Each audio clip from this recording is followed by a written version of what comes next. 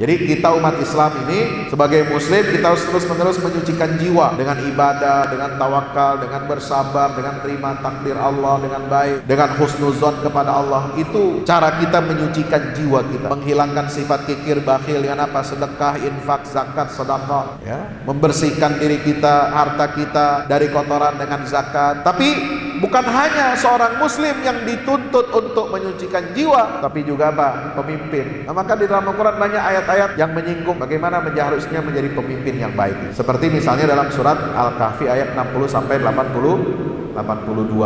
Itu kisah tentang Nabi Musa dan Khidir. Itu pelajaran tentang kepemimpinan. Bahwa pemimpin itu harus adil, harus mengayomi rakyat kecil, tidak boleh menindas. Pemimpin itu harus meminimalisir dampak-dampak buruk yang dilakukan oleh generasi muda yang berkhianat terhadap cita-cita para pendiri bangsa. Dan pemimpin yang baik itu harusnya melindungi, mengayomi generasi yang baik-baik. Ini tazkiyatun nafsi. Bahkan penyucian jiwa ini ada kaitannya dengan apa? Masalah keadilan sosial ekonomi. Ya, sebab kadang-kadang kita belajar akhlak, ini belajar akhlak nih. Penyucian jiwa seolah-olah hanya ditujukan untuk pribadi, untuk orang per orang. Orang Islam jadilah orang sabar. Bahkan diajarkannya keliru. Kalau kamu ditampar pipi kiri, maka kasih pipi yang kanan. Itu bukan sabar yang benar itu, ya. Ditampar pipi kiri, kita kasih pipi kanan. Enak dulu. Nggak begitu Islam. Islam itu mengajarkan apa? Proporsional. Kalau sabar yang benar dalam Islam itu positif, ya, menerima ujian takdir Allah, husnuzan kepada Allah. Tapi kalau kita dihina, diinjak-injak martabat kita oleh orang lain dengan kita tidak melakukan dosa atau kesalahan apapun, maka kita harus menjaga marwah dan kehormatan diri sebagai seorang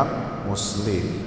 Ya, penyucian jiwa itu juga berlaku untuk pemimpin. Jangan kita rakyat, orang kecil, orang orang lemah yang disuruh sabar, yang disuruh nerimo, yang disuruh taat kepada aturan agama, aturan negara. Tetapi elit-elitnya, penguasanya, pejabatnya malah mereka melanggar aturan-aturan yang ada. Nah, itu bukan tazkiyatun nafsi. Tazkiyatun nafsi itu menyeluruh, ya, bukan hanya untuk pribadi kita, bersihkan hati dengan zikir kepada Allah, ala bidzikrillah tatmainnul qulub, dengan ibadah. Ibadah itu sebenarnya sarana untuk menyucikan jiwa. Tapi sekarang ibadah malah jadi tren untuk berbangga-bangga dan bermegah-megahan. Makanya banyak orang-orang yang memiliki kekuasaan, memiliki kekayaan, dia ibadah mah ibadah, sholat mah sholat, puasa, zakat, haji. Tapi ketika dia mengambil kebijakan, dia tanda tangan keputusan itu tidak sesuai dengan aspirasi rakyat banyak dan tidak sesuai dengan hati nuraninya. Jadi antara ibadahnya dengan kebijakannya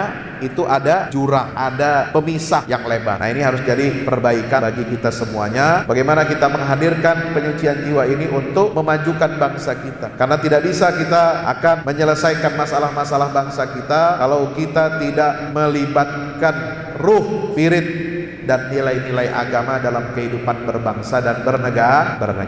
Jadi tazkiyatun nafs ini bagi para pemimpin adalah mengembalikan ruh agama dalam kehidupan berbangsa dan bernegara. Jadi nggak boleh kita pisahkan agama ini dari negara. Ini tazkiyatun nafs. Sebab kalau agama dipisahkan dari negara, maka negara akan dikelola tanpa pedoman agama. Kalau tidak dikelola dengan pedoman agama, pakai apa? Pakai syahwat dan hawa nafsu. Makanya produknya zalim, produknya merugikan rakyat.